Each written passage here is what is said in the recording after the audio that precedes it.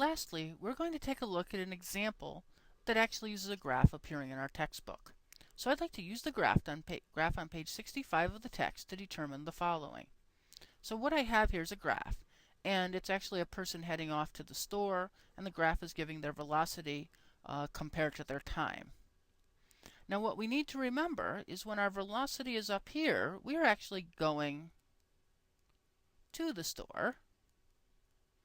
Positive velocity will actually mean going to the store, and the negative velocity will be coming home. And if we have a zero velocity, as we do in a couple of these places, this is going to be when we are at the store.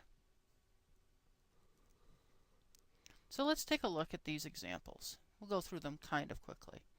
Suppose I'd like to know what v at 2 is. Well, again, remember 2 is our input, so we would go to where we have 2, and we would read up onto the graph, and we would get 20, and we're in miles per hour, so v at 2 is 20 miles per hour. So this would say in 2 minutes the man is traveling 20 miles per hour, and since it's positive, he's heading toward the store. We could do the same thing for v at 14, v at 17, and v at 28. v at 14, we would go up, read off the graph, which we would have to guess, and I happen to guess about 34 miles per hour. So after 14 minutes, the man is traveling 34 miles per hour toward the store.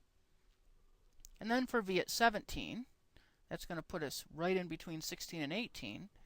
His velocity is 0, and we already mentioned this. If his velocity is 0, he's actually at the store in this case. So in 17 minutes, the man is at the store.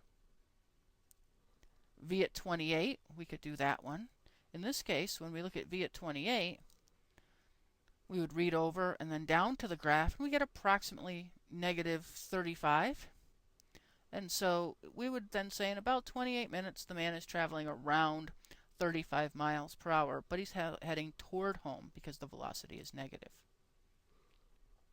The last little bit of this particular problem has us given the opposite information. We might want v at 10.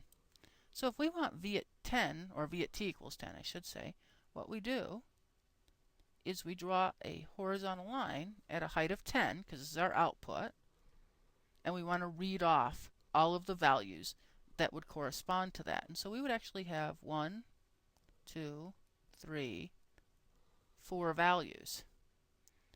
And I would read those off, and I happen to pick about 0.5, 4, about 6.5, and 15.5.